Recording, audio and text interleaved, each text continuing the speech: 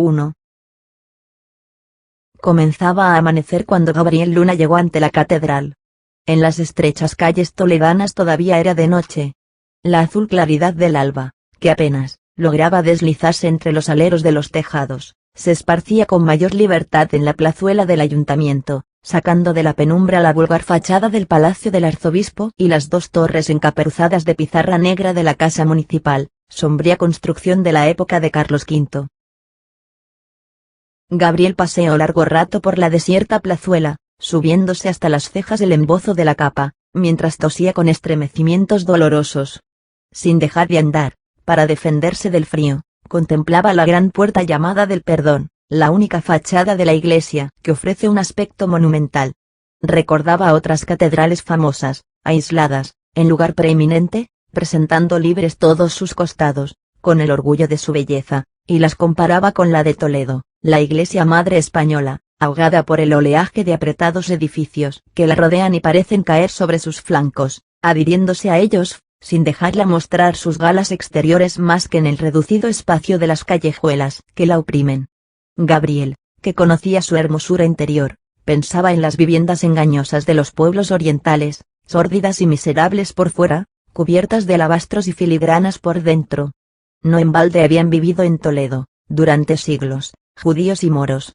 Su aversión a las suntuosidades exteriores parecía haber inspirado la obra de la catedral, ahogada por el caserío que se empuja y arremolina en torno de ella como si buscase su sombra.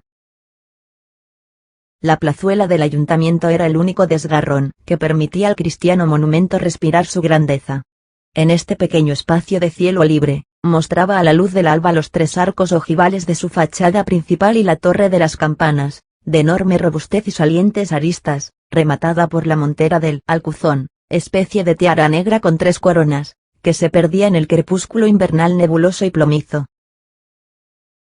Gabriel contemplaba con cariño el templo silencioso y cerrado, donde vivían los suyos y había transcurrido lo mejor de su vida. ¿Cuántos años sin verlo? Con qué ansiedad aguardaba que abriesen sus puertas. Había llegado a Toledo la noche anterior en el tren de Madrid. Antes de encerrarse en un cuartucho de la Posada de la Sangre, el antiguo mesón del sevillano, habitado por Cervantes, había sentido una ansiosa necesidad de ver la catedral. Y pasó más de una hora en torno de ella, oyendo el ladrido del perro que guardaba el templo y rugía alarmado al percibir ruido de pasos en las callejuelas inmediatas, muertas y silenciosas. No había podido dormir. Le quitaba el sueño verse en su tierra después de tantos años de aventuras y miserias. De noche aún, salió del mesón para aguardar cerca de la catedral el momento en que la abrieran.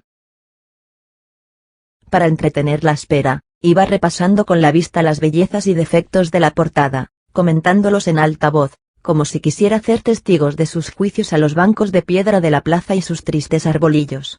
Una verja rematada por jarrones del siglo XVIII se extendía ante la portada, cerrando un atrio de anchas losas, en el cual verificábanse en otros tiempos las aparatosas recepciones del cabildo y admiraba la muchedumbre los gigantones en días de gran fiesta. El primer cuerpo de la fachada estaba rasgado en el centro por la Puerta del Perdón, arco ojival enorme y profundo, que se estrecha siguiendo la gradación de sus ojivas interiores, adornadas con imágenes de apóstoles, calados doseletes y escudos con leones y castillos. En el pilar que divide las dos hojas de la puerta, Jesús, con corona y manto de rey, flaco, estirado, con el aire enfermizo y mísero que los imagineros medievales daban a sus figuras para expresar la divina sublimidad. En el tímpano, un relieve representaba a la Virgen rodeada de ángeles, vistiendo una casulla a San Ildefonso, piadosa leyenda repetida en varios puntos de la catedral, como si fuese el mejor de los blasones. A un lado, la puerta llamada de la Torre. Al otro, la de los escribanos, por la que entraban en otros tiempos, con gran ceremonia, los depositarios de la fe pública a jurar el cumplimiento de su cargo. Las dos con estatuas de piedra en sus jambas y rosarios de figurillas y emblemas que se desarrollaban entre las aristas hasta llegar a lo más alto de la ojiva. Encima de estas tres puertas, de un gótico exuberante, se elevaba el segundo cuerpo, de arquitectura grecorromana y construcción casi moderna, causando a Gabriel Luna la misma molestia que si un trompetazo discordante interrumpiese el curso de una sinfonía. Jesús y los 12 apóstoles, todos de tamaño natural, estaban sentados a la mesa, cada uno en su hornacina, encima de la portada del centro, limitados por dos contrafuertes como torres que partían la fachada en tres partes. Más allá extendían sus arcadas de medio punto dos galerías de palacio italiano, a las que más de una vez se había asomado Gabriel cuando jugaba, siendo niño, en la vivienda del campanero. La riqueza de la iglesia, pensaba Luna, fue un mal para el arte. En un templo pobre se hubiese conservado la uniformidad de la fachada antigua. Pero cuando los arzobispos de Toledo tenían 11 millones de renta y otros tantos el cabildo, y no se sabía qué hacer del dinero, se iniciaban obras, se hacían reconstrucciones, y el arte decadente paría mamarrachos como la cena. A continuación se elevaba el tercer cuerpo, dos grandes arcos que daban luz al rosetón de la nave central, coronado todo por una barandilla de calada piedra que seguía las sinuosidades de la fachada entre las dos masas salientes que la resguardan, la torre y la capilla mozárabe. Gabriel cesó en su contemplación, viendo que no estaba solo ante el templo. Era casi de día. Pasaban rozando la verja algunas mujeres con la cabeza baja y la mantilla sobre los ojos. En las baldosas de la acera sonaban las muletas de un cojo, y más allá de la torre, bajo el gran arco que pone en comunicación el palacio del arzobispo con la catedral, reuníanse los mendigos para tomar sitio en la puerta del claustro. Devotas y pordioseros se conocían. Eran todas las mañanas los primeros ocupantes del templo. Este encuentro diario establecía en ellos cierta fraternidad, y entre carraspeos y toses se lamentaban del frío de la mañana y de lo tardo que era el campanero en bajar a la iglesia. Se abrió una puerta más allá del arco del arzobispo, la de la escalera que conducía a la torre y las habitaciones del claustro alto, ocupadas por los empleados del templo.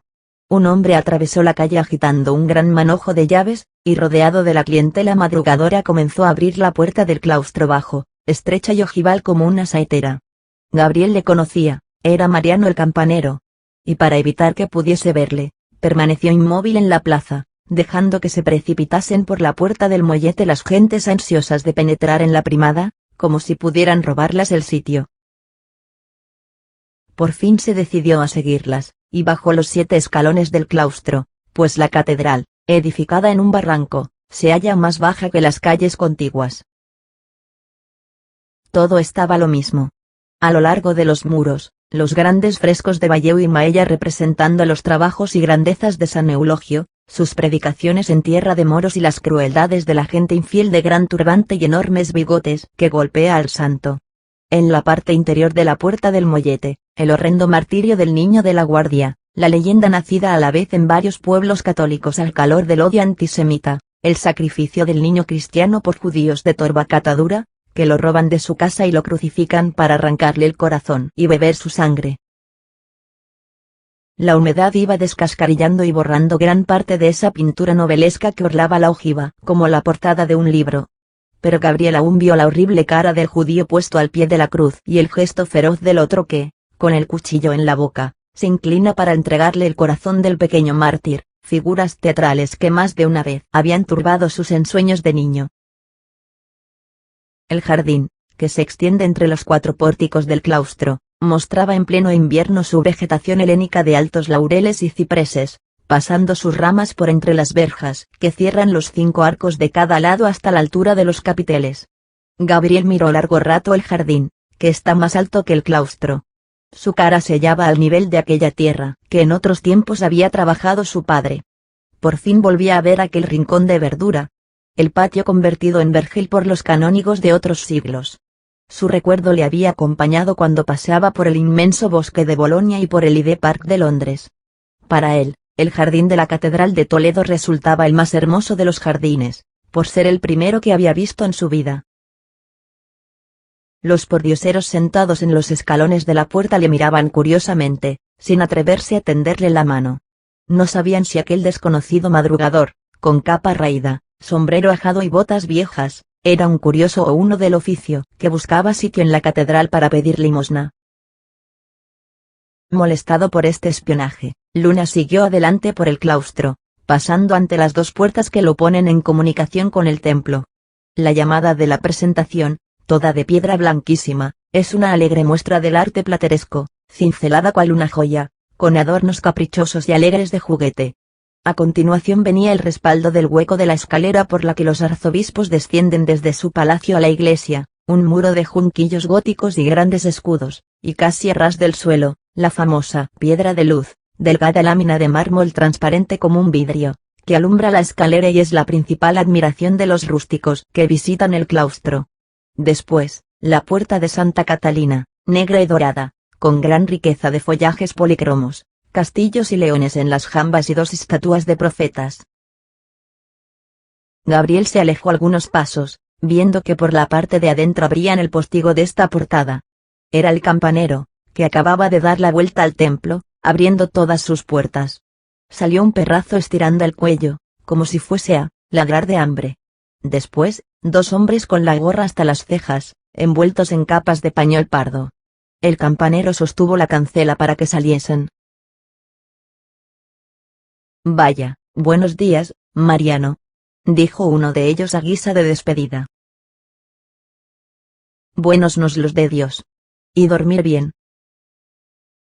Gabriel reconoció a los guardianes nocturnos de la catedral.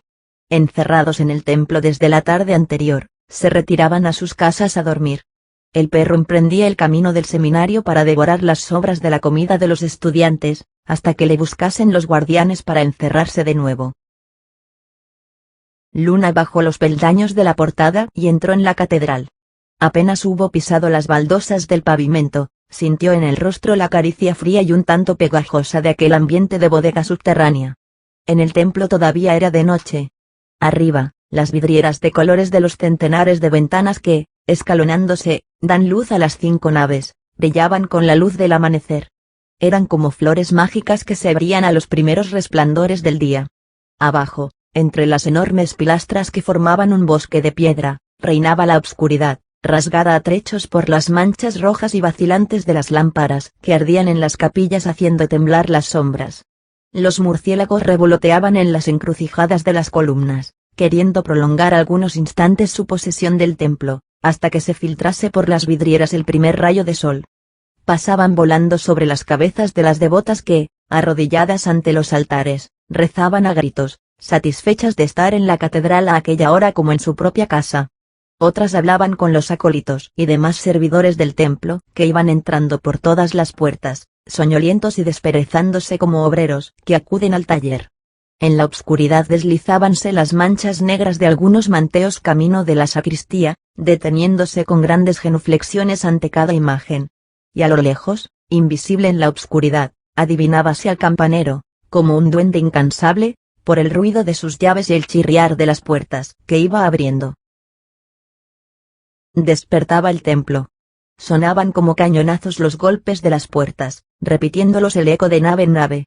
Una escoba comenzó a barrer por la parte de la sacristía, produciendo el ruido de una enorme sierra. La iglesia vibraba con los golpes de algunos monaguillos que sacudían el polvo a la famosa sillería del coro.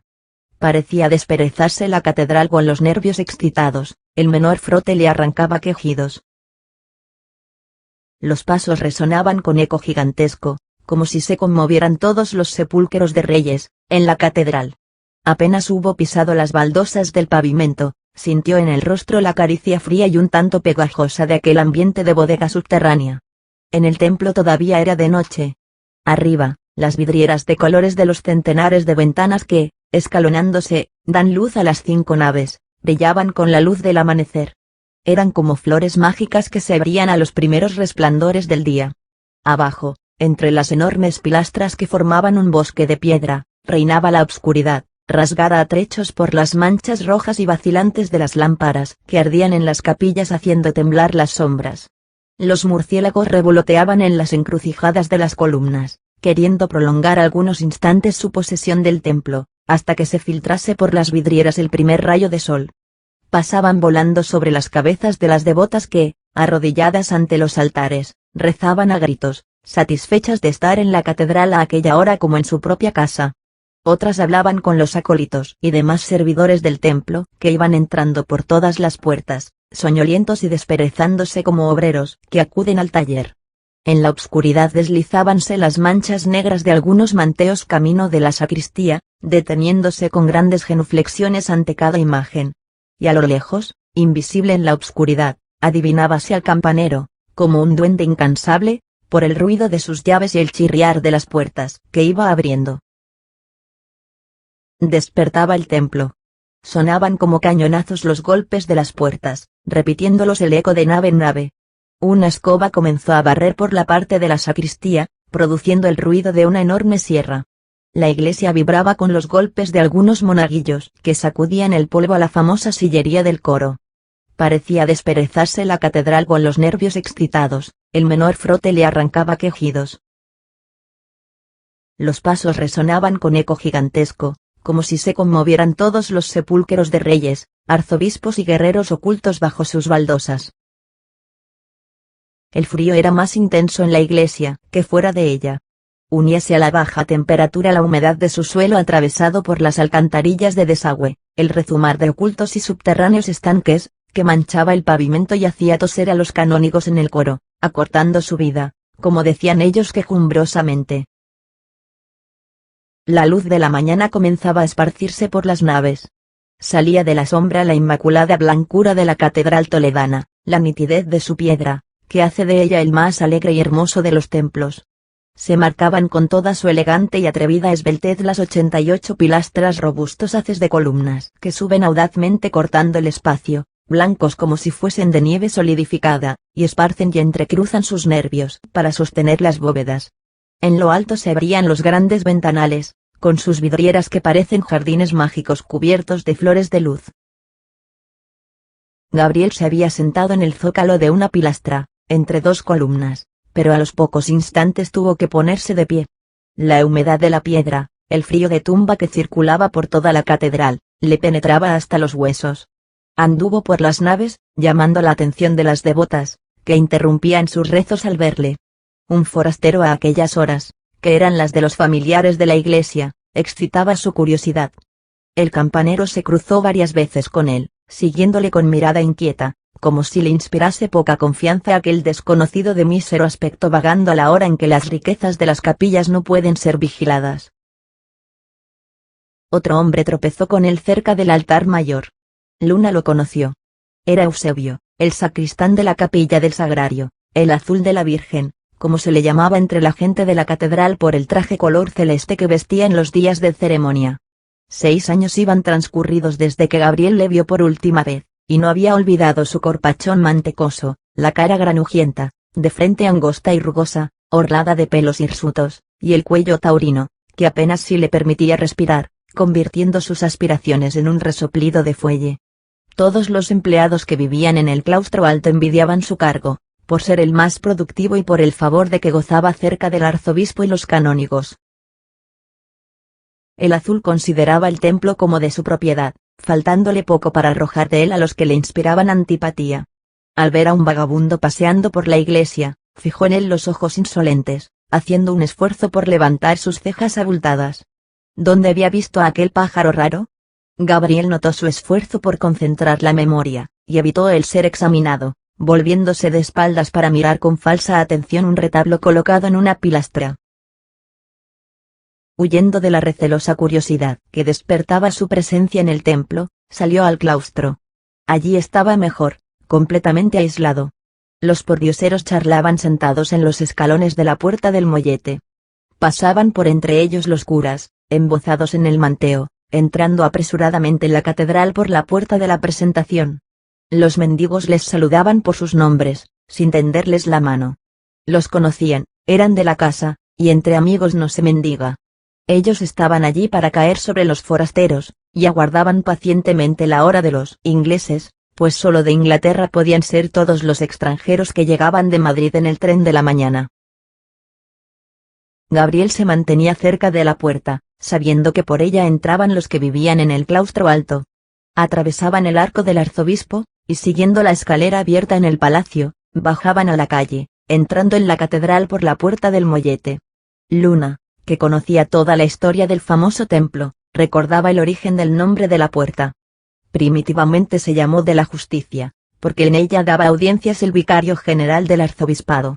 Luego la llamaron del mollete, porque todos los días, después de la misa mayor, el preste, con acólitos y pertigueros, se presentaba en ella a bendecir los panes de media libra o molletes que se repartían entre los pobres. 600 fanegas de trigo, según recordaba Luna, se gastaban todos los años en esta limosna, pero era en los tiempos que la catedral cobraba todos los años más de 11 millones de renta.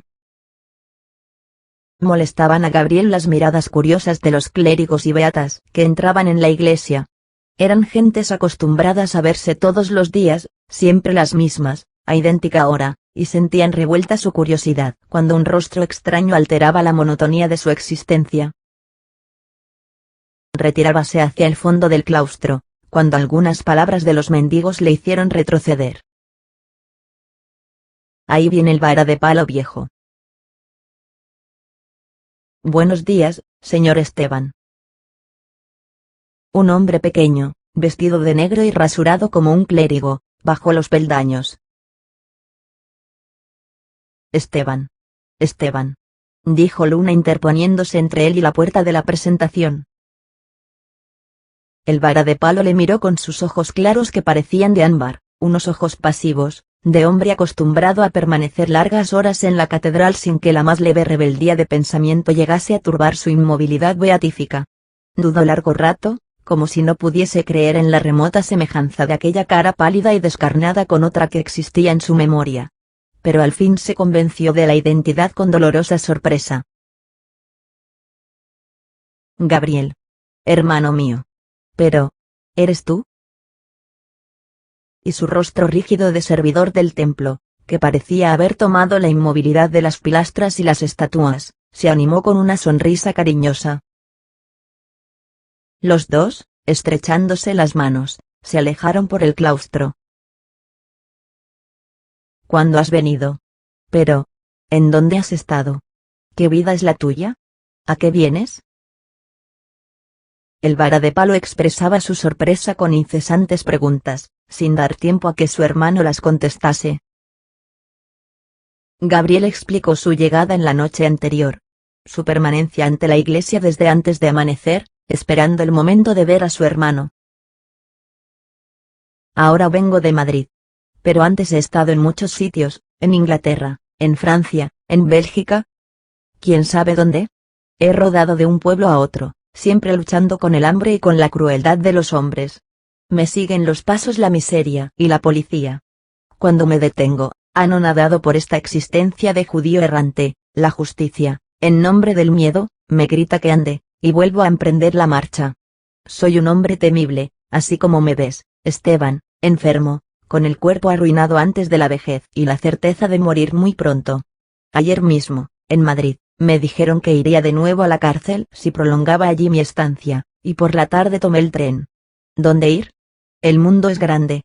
Mas para mí y otros rebeldes como yo se achica, se comprime, hasta no dejar un palmo de terreno en que poner los pies.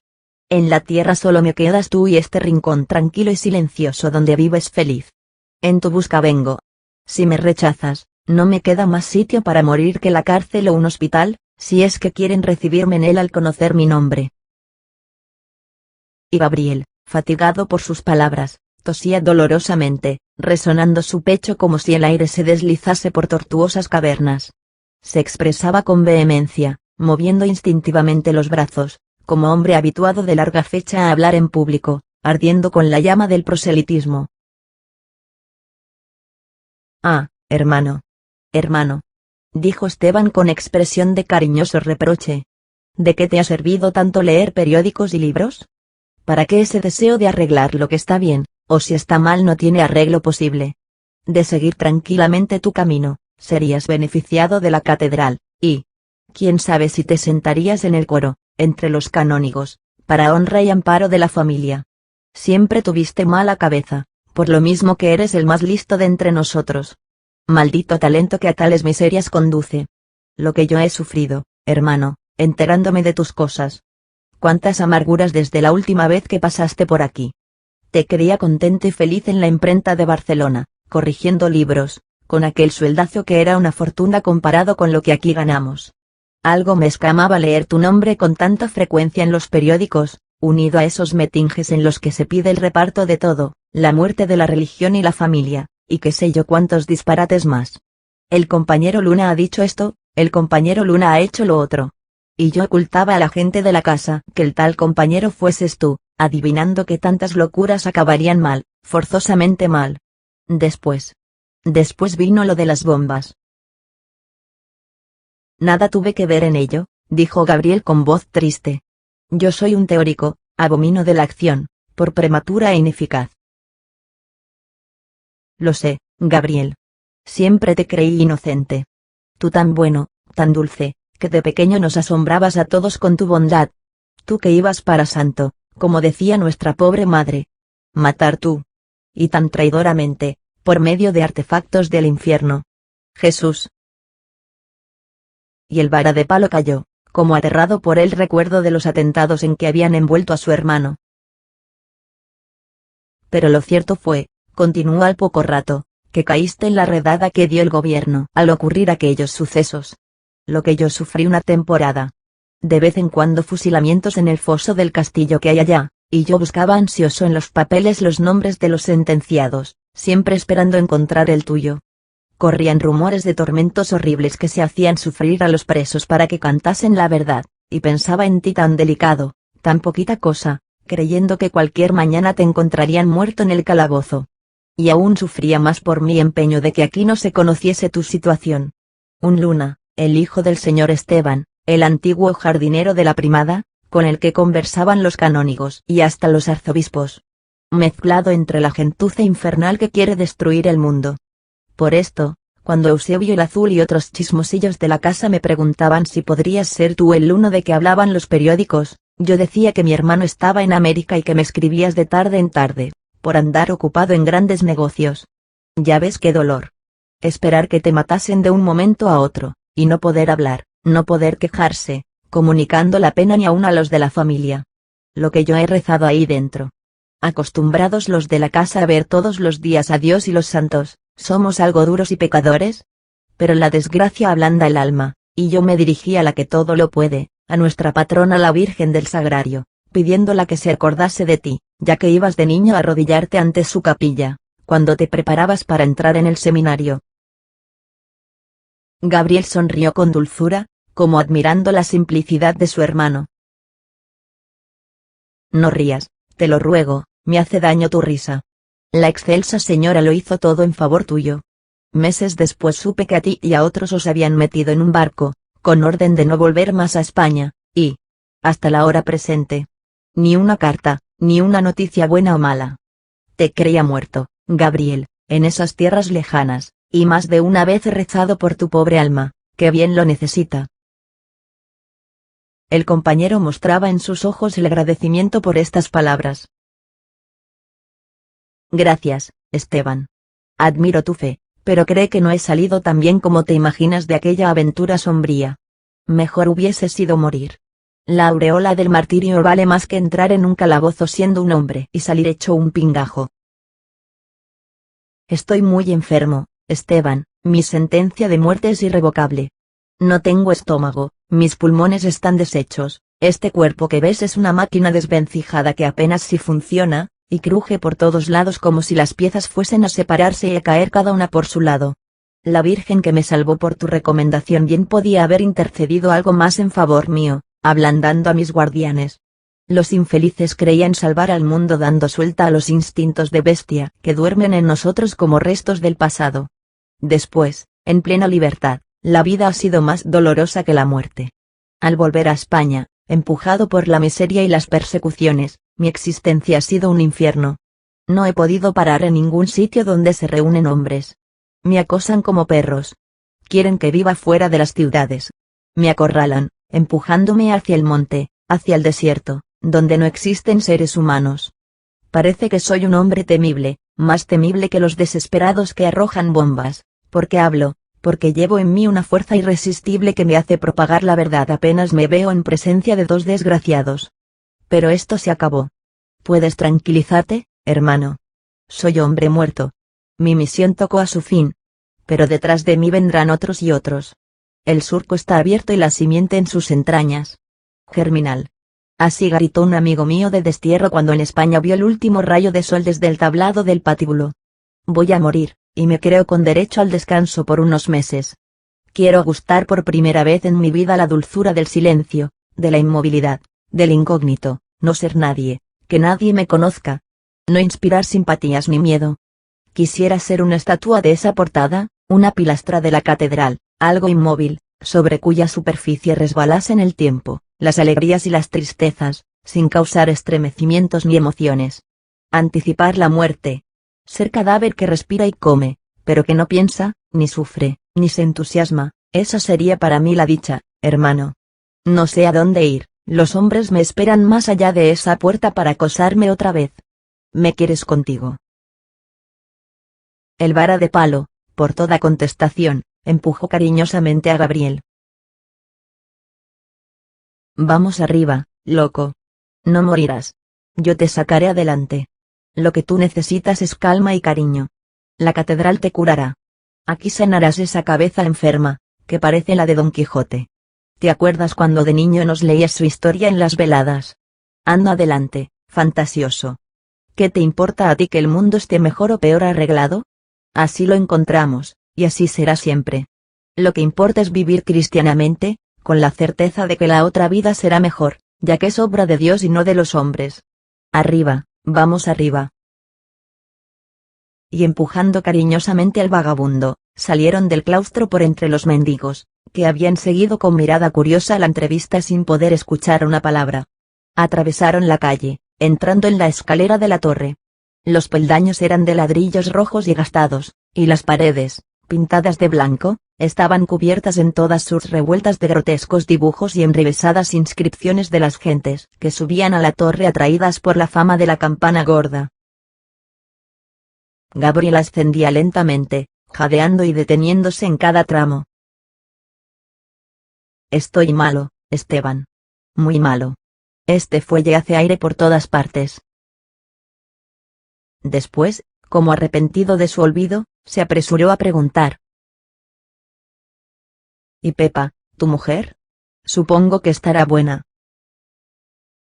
Se contrajo la frente del empleado de la catedral y sus ojos pusiéronse vidriosos, como si fuese a llorar. Murió, dijo con laconismo sombrío.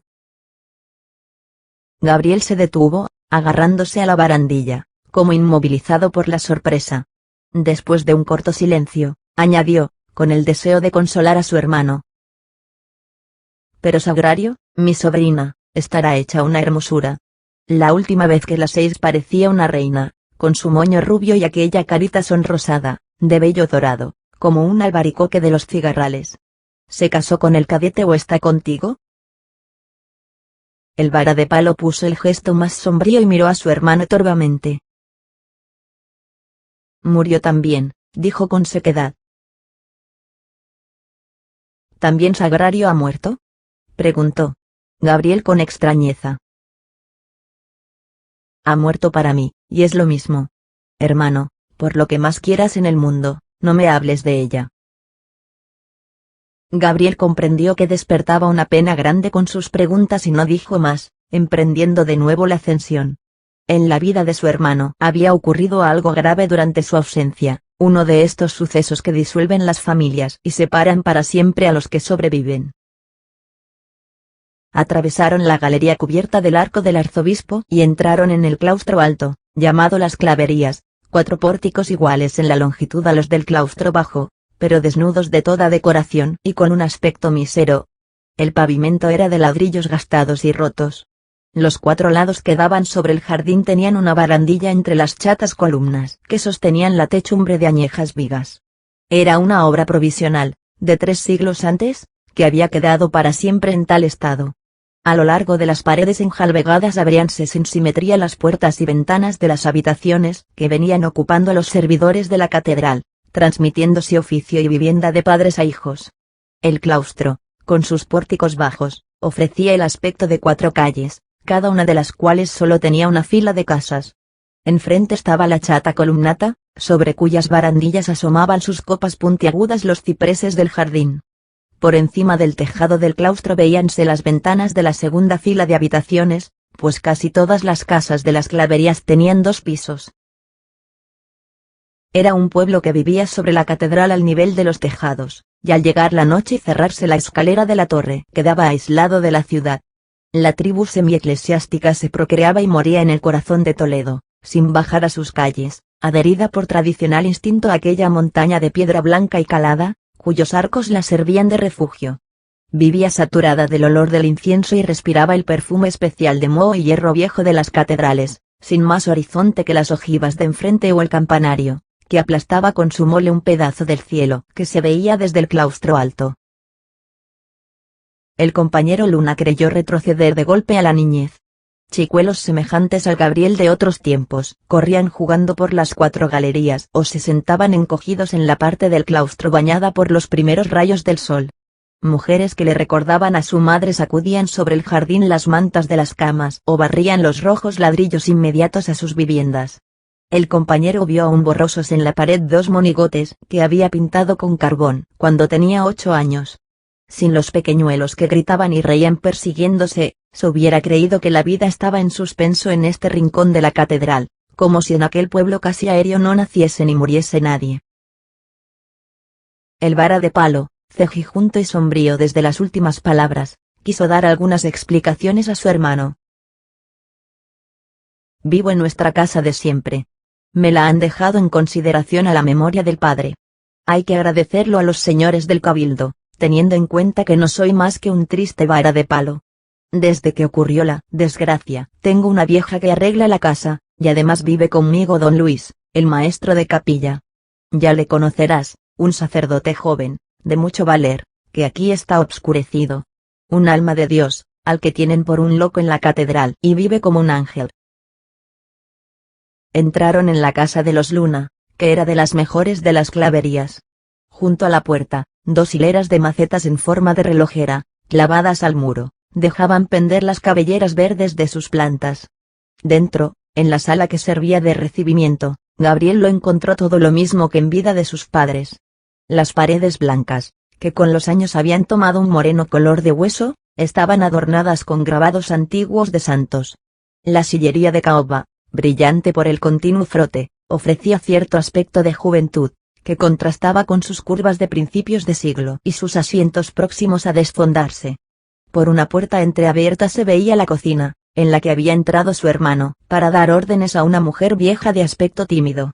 En un rincón de la sala estaba enfundada una máquina de coser.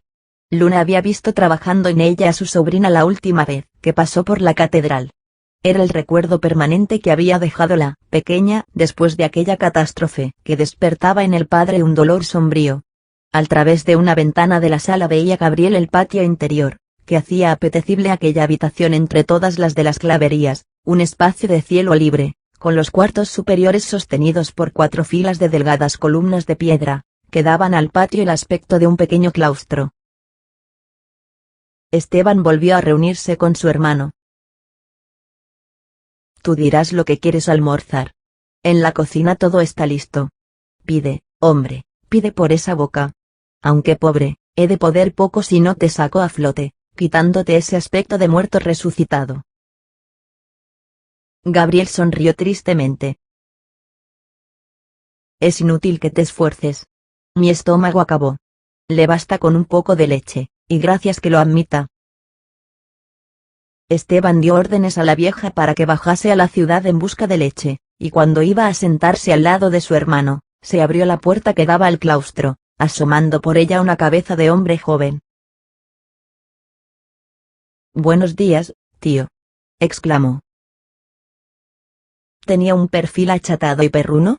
Los ojos eran de malicia, y peinaba lustrosos tufos pegados arriba de las orejas. Pasa perdido, pasa, dijo el vara de palo. Y añadió, dirigiéndose a su hermano. ¿Sabes quién es este? ¿No? Pues el hijo de nuestro pobre hermano, que Dios tenga en su gloria. Vive en las habitaciones altas del claustro con su madre, que lava la ropa de cuero de los señores canónigos y riza unas sobrepellices que da gozo verlas. Tomás, muchacho, saluda al señor. Es tu tío Gabriel, que acaba de llegar de América, y de París. ¿Y qué sé yo de dónde? De tierras que están muy lejos, muy lejos. El muchacho saludó a Gabriel, algo intimidado por la cara triste y enferma de aquel pariente, del que había oído hablar a su madre como de un ser misterioso y novelesco. Aquí donde lo ves, prosiguió Esteban dirigiéndose a su hermano y mostrándole al muchacho, es la peor cabeza de la catedral. El señor canónigo obrero más de una vez le hubiese puesto de patitas en la calle si no fuese por consideración a la memoria de su padre y de su abuelo y al apellido que lleva, pues todos saben que los lunas son antiguos en la catedral, como las piedras de sus muros. No se le ocurre calaverada que no las realice, en plena sacristía jura como un impío a espaldas de los señores beneficiados. No digas que no, granuja. Y le amenazaba con una mano, entre severo y risueño, como si en el fondo de su pensamiento le hiciesen cierta gracia las faltas del sobrino. Este acogía la reprimenda con muecas que agitaban su cara de movilidad simiesca y sin bajar los ojos, que tenían una fijeza insolente. Es una mala vergüenza, continuó el tío, que te peines así, como la chulería de la corte que viene a Toledo en las grandes fiestas. En la buena época de la catedral ya te hubiesen pelado al rape. Pero como en estos tiempos de desamortización, libertad y desgracias, nuestra santa iglesia es pobre como una rata, la miseria no deja humor a los señores del cabildo para fijarse en detalles, y todo anda abajo que da lástima. ¡Qué abandono, Gabriel! Si lo vieras. Esto parece una oficina, como esas de Madrid a donde va la gente a cobrar y echa a correr enseguida. La catedral es hermosa como siempre, pero no se encuentra por parte alguna la majestad del culto del Señor. Lo mismo dice el maestro de capilla, indignándose al ver que en las grandes fiestas solo toman asiento en medio del coro hasta media docena de músicos. La gente joven que vive en las claverías no tiene amor a nuestra primada y se queja de lo cortos que son los sueldos, sin tener en cuenta el temporal que aguanta la religión. Si esto continúa, no me extrañará ver a este pájaro y a otros tan tunantes como él jugando a la rayuela en el crucero. Dios me perdone. Y el simple vara de palo hizo un gesto escandalizándose de sus palabras. Después continuó. Este señorito, aquí donde lo ves, no está contento con su estado, y eso que, siendo casi un mocoso, ocupa el cargo que su pobre padre no pudo conseguir hasta los 30 años. Quiere ser torero, y hasta un domingo se atrevió a salir en una novillada en la plaza de Toledo. Su madre bajó desmelenada como una Magdalena a contármelo todo, y yo, pensando que su padre había muerto y me correspondía hacer sus veces, aguardé al señor cuando volvía de la plaza echándolas de guapo, y lo arreé desde la escalera de la torre hasta su habitación con la misma vara de palo que me sirve en la catedral. Él te dirá si tengo la mano dura cuando me enfado. Virgen del Sagrario. Un luno de la Santa Iglesia primada metido a torero. Poco rieron los canónigos y hasta el señor cardenal, según me han dicho, al conocer el caso. Un beneficiado de buen humor le apodó desde entonces el Tato, y así le llaman todos en la casa. ¿Has visto, hermano, qué honra proporciona a la familia este tuno? El silenciario pretendía anonadar con su mirada al Tato, pero este sonreía, sin impresionarse gran cosa con las palabras de su tío. Y no creas, Gabriel, continuó, que a este individuo le falta un pedazo de pan y por eso hace tales disparates. A pesar de su mala cabeza, tiene desde los 20 años el cargo de perrero de la Santa Catedral, ha llegado a donde solo se llegaba en tiempos mejores después de muchos años y buenas agarraderas. Cobra sus 6 realitos diarios, y como anda suelto por la iglesia, puede enseñar las curiosidades a los forasteros. Con las propinas que le caen está mejor que yo. Los extranjeros que visitan la catedral, gentes descomulgadas que nos miran como monos raros y encuentran todo lo nuestro curioso y digno de risa, se fijan en él. Las inglesas le preguntan si ha sido toreador, y él, ¿para qué necesita más? Al ver que le dan por el gusto, suelta el saco de las mentiras, porque a embustero nadie le echa la pata encima y cuenta las grandes corridas que lleva dadas en Toledo y fuera de él, los toros que ha muerto. Y esos bobalicones de Inglaterra toman nota en sus álbumes, y hasta alguna rubia patuda dibuja de un trazo la cabeza de este trapalón. A él lo que le interesa es que le crean las mentiras y al final le larguen la peseta. Le importa poco que esos herejes se vayan a su tierra propalando que en la Catedral de Toledo, en la iglesia primada de las Españas, los empleados son toreros y ayudan a las ceremonias del culto entre corrida y corrida. Total, que gana más dinero que yo, y a pesar de esto, se cree postergado en su cargo. Un empleo tan hermoso. Marchar en las grandes procesiones al frente de todos, junto a la gran manga de la primada, con una horquilla forrada de terciopelo rojo para sostenerla si es que cae, y vestido con un ropón de brocado escarlata, como un cardenal. Hasta se parece en ese traje, según dice el maestro de capilla, que sabe mucho de tales cosas, a un tal diente o no sé cómo, que hace siglos vivía en Italia y bajó al infierno, escribiendo su viaje en verso. Sonaron pasos en una angosta escalerilla de caracol que, perforando el muro, comunicaba el recibimiento con el piso superior. «Es don Luis», dijo el vara de palo. «Va a decir su misa en la capilla del Sagrario, y después al coro». Gabriel se levantó del sofá para saludar al sacerdote. Era pequeño y de constitución débil, resaltando en él desde el primer golpe de vista la desproporción entre el cuerpo enfermizo y la cabeza enorme. La frente, abombada y saliente, parecía aplastar con su peso las facciones morenas e irregulares, alteradas por la huella de las viruelas. Era feo, y sin embargo, la expresión de sus ojos azules, el brillo de la dentadura sana, blanca igual, que parecía iluminar la boca, y la sonrisa ingenua, casi infantil, que plegaba los labios, daban a su rostro esa expresión simpática que revela a los seres sencillos ensimismados en sus aficiones artísticas. «¿Con que el señor es ese hermano de quien tanto me ha hablado usted?», dijo al oír la presentación que hacía Esteban. Tendió su mano a Gabriel amistosamente. Los dos eran de aspecto enfermizo, el desequilibrio orgánico parecía atraerles fraternalmente.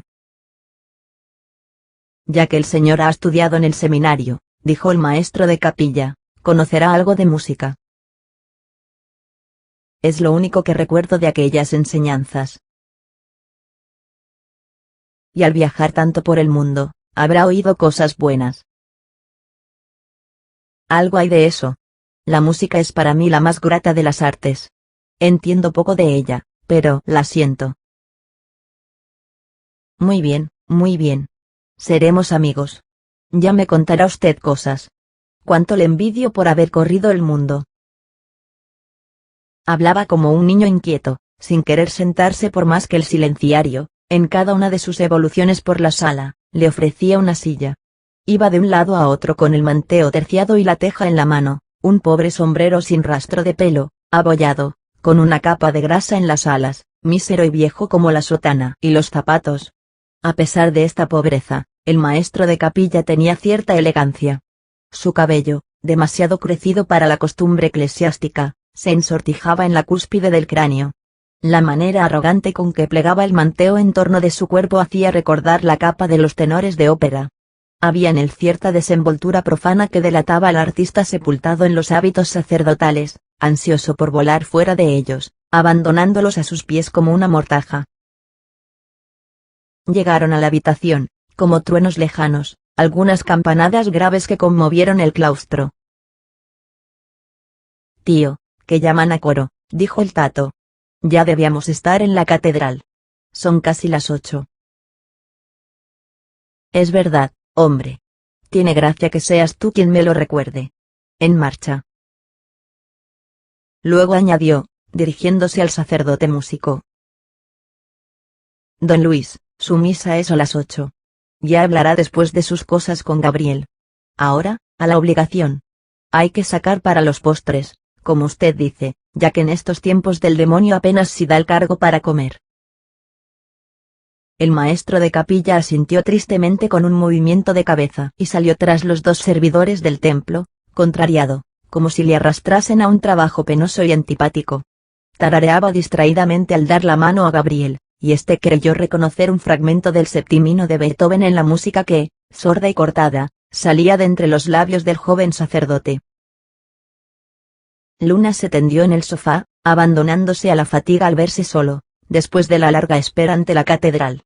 La vieja que servía a su hermano puso junto a él un jarrito de leche, llenando después un vaso. Gabriel bebió, haciendo esfuerzos por dominar los estremecimientos de su estómago enfermo, que pugnaba por expeler el líquido. Su cuerpo, fatigado por la mala noche y el cansancio de la espera, acabó por asimilarse el alimento, sumiéndose en una dulce languidez que no había sentido en mucho tiempo. Gabriel pudo adormecerse, y así estuvo más de una hora, inmóvil en el sofá, cortándose varias veces su desigual respiración con el estertor de la tos cavernosa, que no llegaba a desvanecer su sueño. Cuando despertó, fue de golpe, con un estremecimiento nervioso que le conmovió de los pies a la cabeza, haciéndole saltar del sofá como a impulsos de un resorte. Era la inquietud del peligro que había quedado fija en él para siempre. El hábito de la intranquilidad contraído en los obscuros calabozos, cuando esperaba a todas horas ver abrirse la puerta para ser apaleado como un perro o conducido al cuadro de ejecución ante la doble fila de fusiles. Y a más de esto, la costumbre de vivir vigilado en todos los países, presintiendo el espionaje de la policía en torno de él, sorprendido en medio de la noche en cuartos de posada por la orden de salir inmediatamente. La zozobra del antiguo Asheverus, que apenas gustaba un instante del descanso, oía el eterno «anda, anda». No quiso dormir más, como si temiera sufrir de nuevo las negras pesadillas del ensueño. Prefería la realidad, aquel silencio de la catedral que le envolvía en una dulce caricia. La calma augusta del templo, inmenso monte de piedra labrada que parecía pesar sobre él aplastándolo, ocultando para siempre su debilidad de perseguido. Salió al claustro, y puesto de codos en la barandilla contempló el jardín. Las claverías parecían desiertas. Los niños que las animaban al comenzar el día estaban en la escuela. Las mujeres, dentro de sus casas, preparaban la comida. En todo el claustro no había otra persona que él. La luz del sol bañaba todo un lado. La sombra de las columnas cortaba oblicuamente los grandes cuadros de oro que cubrían las baldosas. Un silencio augusto, la calma santa de la catedral, penetraba en el agitador como dulce narcótico. Los 7 siglos adheridos a aquellas piedras parecían envolverle como otros tantos velos que le aislaban del resto del mundo. En una habitación de las claverías sonaba un martillo con repiqueteo incesante. Era el de un zapatero que Gabriel había visto, al través de los vidrios de una ventana, encorvado ante su mesilla. En el pedazo de cielo encuadrado por los tejados volaban algunos palomos, moviendo sus blancas alas como si bogasen en un lago de intenso azul.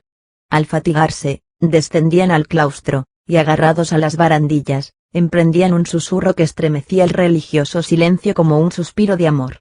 De vez en cuando se abrían las cancelas de la catedral, esparciendo en el jardín y las claverías una bocanada de aire cargada de incienso, de rugidos de órgano y voces graves que cantaban palabras latinas prolongando solemnemente las sílabas. Gabriel miraba el jardín, orlado por las arcadas de piedra blanca y sus rudos contrafuertes de berroqueña obscura, en cuya cúspide dejaban las lluvias una fluorescencia de hongos como botones de terciopelo negruzco. Descendía el sol a un ángulo del jardín, y el resto quedaba en una claridad verdosa, de penumbra conventual. La torre de las campanas ocultaba un pedazo de cielo, ostentando sobre sus flancos rojizos, ornados de junquillos góticos y contrafuertes salientes, las fajas de mármol negro con cabezas de misteriosos personajes y escudos de armas de los diversos arzobispos que intervinieron en su construcción. En lo alto, cerca de los pináculos de piedra blanquísima, mostrábanse las campanas tras de enormes rejas, como pájaros de bronce en jaulas de hierro. 3 campanadas graves, anunciando que la misa mayor estaba en su momento más solemne, retumbaron en toda la catedral. Tembló la montaña de piedra, transmitiéndose la vibración por naves, galerías y arcadas hasta los profundos cimientos. Después, otra vez el silencio, que parecía más imponente, más profundo, tras los truenos del bronce. Volvía a oírse el susurro de los palomos, y abajo, en el jardín, piaban unos pájaros, como enardecidos por el rayo de sol que reanimaba la verdosa penumbra. Gabriel sentíase conmovido. Se apoderaba de él la dulce embriaguez del silencio, de la calma absoluta, la felicidad del no ser. Más allá de aquellos muros estaba el mundo. Pero no se le veía, no se le sentía. Parábase respetuoso y aburrido ante aquel monumento del pasado, hermosa sepultura en cuyo interior nada excitaba su curiosidad. ¿Quién podía suponer que él estaba allí? Aquella verruga de 7 siglos, formada por poderes políticos que murieron y por una fe agonizante, sería su último refugio. En plena época de descreimiento, la Iglesia les serviría de lugar de asilo, como a los grandes criminales de la Edad Media, que desde lo alto del claustro se burlaban de la justicia, detenida en la puerta como a los mendigos. Allí dejaría que se consumara en el silencio y la calma la lenta ruina de su cuerpo. Allí moriría, con la dulce satisfacción de haber perecido para el mundo mucho tiempo antes. Por fin realizaba el deseo de acabar sus días en un rincón de la soñolienta catedral española, única esperanza que le sonreía cuando caminaba a pie por las carreteras de Europa, ocultándose del guardia civil o del gendarme, y pasaba las noches en un foso, apelotonado, con la barba en las rodillas, creyendo morir de frío. Coger la catedral como el náufrago agarra un resto del buque, próximo ya a ahogarse, esta era su esperanza, y acababa de realizarla. La iglesia le acogía como una madre vieja y adusta que no sonríe, pero abre los brazos. Por fin, murmuró Luna. Y sonrió pensando en aquel mundo de persecuciones y dolores que abandonaba como en un lugar remoto, situado en otro planeta, al que jamás había de volver. La catedral le guardaba para siempre. En el silencio profundo del claustro, al que no llegaban los ruidos de la calle, el compañero Luna creyó oír, lejano, muy lejano, el chillón sonido de las cornetas, y después un sordo redoble de tambores. Entonces se acordó del Alcázar de Toledo, que parece dominar desde su altura a la catedral, intimándola con la pesada mole de sus torres. Eran las cornetas de la Academia Militar. A Gabriel le hicieron daño estos sonidos. Había perdido de vista el mundo, y cuando se creía lejos, muy lejos de él, sentía su presencia, un poco más allá de los tejados del templo.